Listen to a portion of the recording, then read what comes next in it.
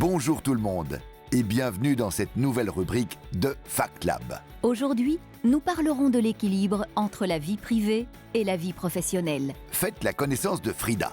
Frida a 41 ans. Elle a un petit garçon, Victor, et est mariée à Johan. Frida travaille dans une industrie textile. Pour travailler, il lui faut de l'énergie. À l'aide du symbole situé dans le coin inférieur droit de votre écran, vous pouvez évaluer l'énergie de Frida. Frida travaille à temps plein. En tant qu'ouvrière, une machine lui est attitrée. Cela lui coûte beaucoup d'énergie.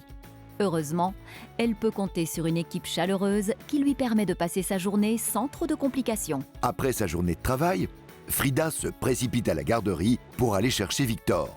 Elle se stresse dans les embouteillages quotidiens. Finalement à la maison. Mais maintenant, elle doit faire face aux tâches ménagères quotidiennes. Après le dîner, elle va chez son père, qui depuis le décès de sa mère, se sent seul. À 19h30, Frida prend un bain chaud et lit quelques pages du nouveau livre de Nora Robert. Elle peut enfin se reposer. Avec Johan, elle regarde encore un peu la TV, avant de s'écrouler dans son lit car demain, une nouvelle journée commence. Ce rythme effréné ne s'arrête jamais. À la fin de la semaine, les batteries de Frida sont épuisées. Heureusement, le week-end commence. Bien que Victor doive aller au foot, que le linge doit être lavé, que les vitres sont sales et que le jardin est plein de mauvaises herbes. Mais tout n'est pas si noir. Avec les amis du KVLV, elle fait une agréable balade à vélo. Le samedi soir, elle va à un concert avec Johan et le dimanche, elle peut faire la grasse matinée. Frida peut tout affronter. Parfois, elle se sent coupable. Elle aimerait avoir plus de temps pour s'occuper de son père et de Victor. Elle ne peut pas travailler à son domicile. Comment pourrait-elle installer sa machine dans son salon? Que se passerait-il si nous changions certains paramètres? L'employeur de Frida investit dans une nouvelle machine qui coûte cher.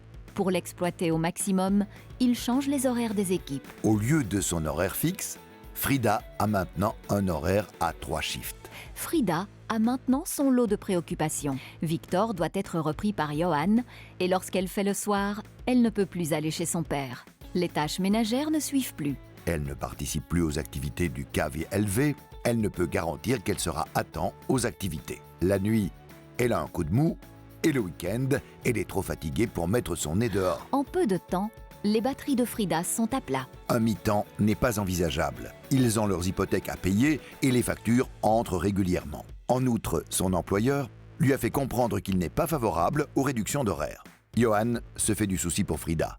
Elle est fatiguée et démotivée. Elle devrait avoir du temps pour elle, mais depuis que le crédit-temps n'est plus octroyé, il ne voit pas comment elle pourrait en avoir.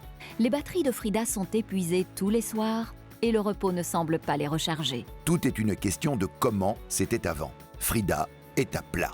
Frida n'est plus rechargée. Heureusement, notre Frida n'est qu'une poupée. Une nouvelle batterie et la voilà repartie à nouveau. Les gens ne sont pas des poupées. Lorsque leur batterie s'épuise, des mois, voire des années peuvent passer avant qu'elles ne le soient à nouveau. Et vous, où se situent vos batteries ?